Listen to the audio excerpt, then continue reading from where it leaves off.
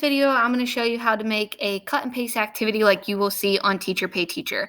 The first thing is you're going to want to make sure that you are in either Google Slides or PowerPoint. They're much easier to manipulate shapes. And after that, we're going to change our page size. We're going to go File, Page Setup, and we want to make it the size of a piece of paper. So I'm going to go to Custom and make it 8.5 by 11. Click Apply. Okay, so now that I have it set up, I'm going to go to Layout. And I'm going to make it blank. This step is something I prefer. You don't necessarily have to make it blank. Then a lot of them have borders, and those borders are actually normally just shapes. So you're going to pick a shape. I like to do a rectangle. I just like the way it looks with the math problems.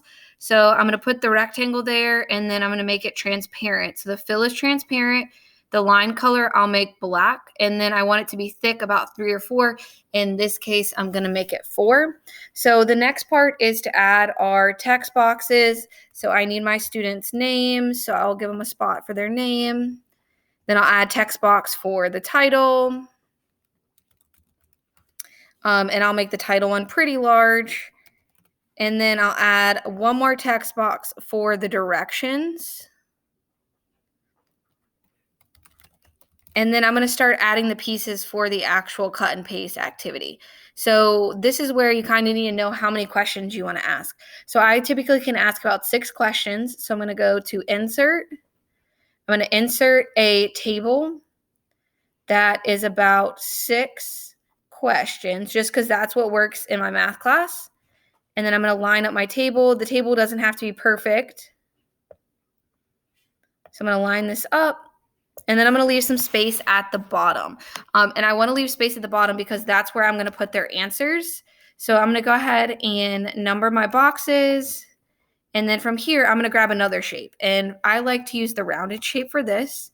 So I have all my numbers in. And then I'm going to come up and grab a shape. I like this rounded shape. And then I'll put it in my text box just to see what looks good. So in this case, this looks pretty good.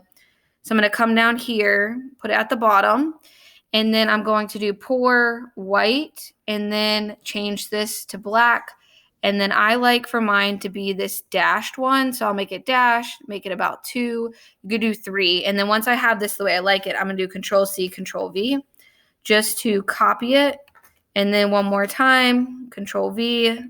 And then once I have the whole row, I'm going to click on each of them, Control-C, Control-V, copies the whole row, and then I can line them up. So now I have them. So now I have my questions I'll put up here in these boxes. This will be the part that they cut out. You can go in, and some people like to go in and add a line across the bottom here. I don't particularly want a line across the bottom, but maybe if I taught younger students, I would, just so the students know where they're going to cut. But if you're going to add a line, just make sure you change the color to black. And then you probably want to do a 2 or 3 thickness for your line. So this is how you can make cut and paste activities for your classroom.